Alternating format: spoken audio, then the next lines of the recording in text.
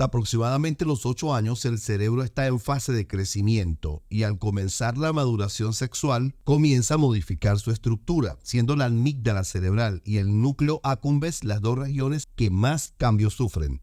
Por la influencia de hormonas como la testosterona, los estrógenos y la somatropina, la amígdala y el núcleo accumbens comienzan a crecer, por lo cual comienzan a ejercer una mayor influencia en el comportamiento. A partir de allí, de ese crecimiento, estas dos regiones tendrán un gran protagonismo durante toda nuestra vida, pero van a ser muy controladas por la corteza prefrontal. Y esta es una de las razones por la cual el adolescente tiene comportamientos muy inaceptables para los adultos. Su corteza prefrontal no ha madurado, por lo tanto, en consecuencia, la amígdala y el núcleo accumbens son como dos barcos a la deriva. Quedan como una especie de libertinaje funcional, no hay quien los controle. En nuestra corteza prefrontal se realizan importantes funciones que indican que hemos madurado. Por ejemplo, el autocontrol, ese manejo adecuado de la impulsividad, de las conductas reaccionarias. También el manejo adecuado del miedo como emoción que advierte de un posible peligro. Y se desarrolla lo que conocemos como la teoría de la mente, que en resumen es la capacidad que tiene o debería tener un cerebro maduro para comprender que todos pensamos diferente. Por ello tenemos gustos, ideas, creencias, sueños, metas, fantasías que pueden en algún momento ser contradictorias, pueden chocar con las creencias propias. Esta función del lóbulo frontal no se manifiesta en la adolescencia o en la mayoría de los jóvenes está ausente. Por ello es una etapa de mucho egocentrismo, un periodo en el que se menosprecia, se ignora y hasta se confronta sin piedad la manera de pensar de los demás. Por ejemplo, uno de los casos más frecuentes, más comunes que vemos en la adolescencia, la confrontación, el choque contra las ideas, la manera de pensar de los padres. Mientras llega el momento en que nuestra corteza prefrontal está madura para tomar ese liderazgo en la conducta, regiones como el núcleo accumbens toman el control.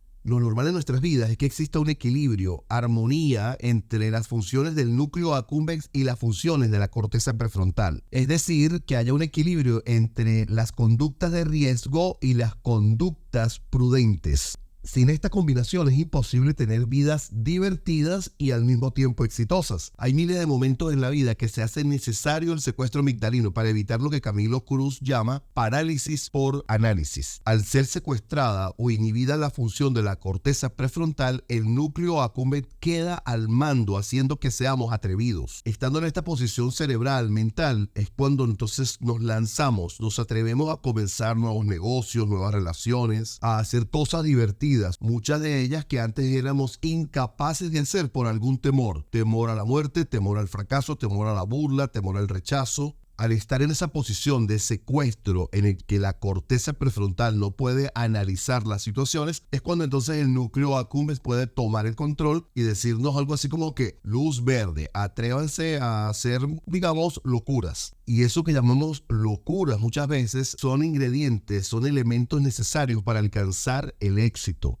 El ser humano necesita riesgo para atreverse a triunfar y para gozar la vida a plenitud. Y esto surge desde el núcleo accumbens. Pero también necesita prudencia para preservar la vida, para la supervivencia, para minimizar o evitar las pérdidas. De esta parte se encarga la corteza prefrontal. Ambas regiones en equipo hacen un equilibrio perfecto que nos permite disfrutar la vida por largos años y caminar siempre con la vista puesta en el éxito. Pero, como hemos estudiado, en la adolescencia la función de la corteza prefrontal está muy limitada. Por lo tanto, se hace ausente ese equilibrio y el núcleo accumbens impone la búsqueda del riesgo, subestimando el miedo. Se desvanece el autocontrol. Y mucho más cuando el joven o el adolescente tiene quien lo aplaude, quien lo aclame, quien lo admire por lo que está haciendo. Porque en la adolescencia estamos en la búsqueda de esa masificación social, es decir, de ser aclamados, aceptados, admirados, seguidos por las masas, lo que también conocemos como popularidad, ser populares. Una fantasía que está muy presente en las redes sociales, donde incluso vemos personas adultas adoptando conductas de adolescentes solo por popularidad, por masificación. En algunos casos movidos por necesidad de aceptación, necesidad de reconocimiento, inmadurez cerebral, y en otros casos por el deseo o la necesidad de ganar dinero, es decir, monetizar. Bueno, si así fuere, cuando se asume como un oficio de lucro, podríamos decir que aquí sí está actuando la corteza prefrontal. Pero sea como sea, siempre siempre los seres humanos son movidos por el sistema de recompensas. Durante la adolescencia, la necesidad de ser populares es común, es normal. Por ello encontramos que los jóvenes se entregan al peligro, al riesgo sin medir consecuencias. Y no es que ignoran el peligro o la gravedad de lo que están haciendo. Por el contrario, la cercanía a la muerte le da más importancia y más valor. A mayor riesgo, mayor admiración.